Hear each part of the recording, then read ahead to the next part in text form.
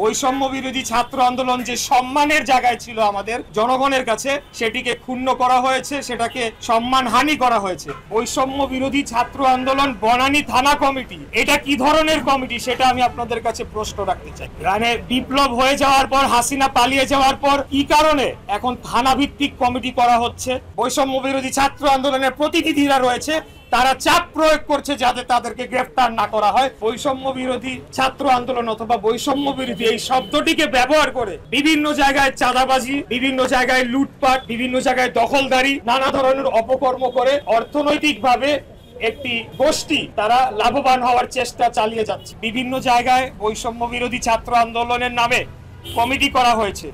আমি শুধু আজকে এই যে বনানী থানার কমিটির যদি উদাহরণ দিতে চাই, এটা বৈষম্য বিরোধী ছাত্র আন্দোলন বনানী থানা কমিটি, এটা কি ধরনের কমিটি সেটা আমি আপনাদের কাছে প্রশ্ন রাখতে চাই।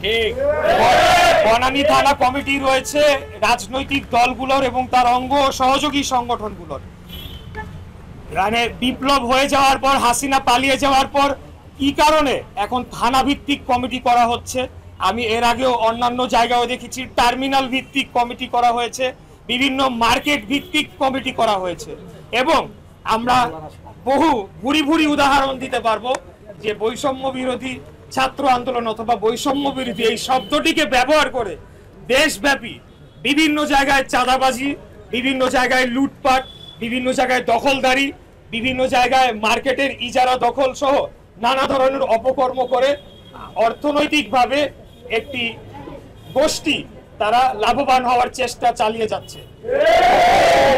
আজকে যে ঘটনাটি ঘটেছে, এখানে স্পষ্টতই বোঝা যায় যে ছাত্র দলের উপরে একটি আক্রোশের বসে ছাত্র দলের মেধাবী ছাত্র তাকে এইভাবে বিনা ছোট একটি কারণে, এমন কোনো বড় কোনো বিষয় নয়, ছোট একটি কারণে তার উপরে শুধু হামলা করা হয় না, তাকে ছুরিকাঘাত করে তাকে হত্যা করা হয়েছে।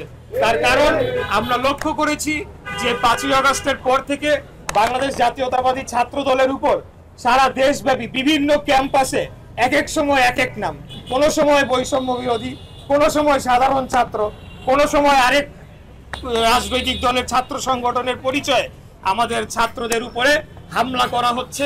তাদের রাজনৈতিক কর্মকাণ্ড, স্বাভাবিক রাজনৈতিক কর্মকাণ্ডকে বাধাগ্রস্ত করা হচ্ছে, অথচ তারা কিন্তু নিজেরা তলে তলে তাদের কর্মকাণ্ড করে চলেছে। অতএব আমি বলবো যে এই ধরনের কর্মকাণ্ডের মাধ্যমে বৈষম্য বিরোধী ছাত্র আন্দোলন যে সম্মানের জায়গায় ছিল আমাদের জনগণের কাছে, সেটিকে ক্ষুণ্ণ করা হয়েছে, সেটাকে সম্মানহানি করা হয়েছে।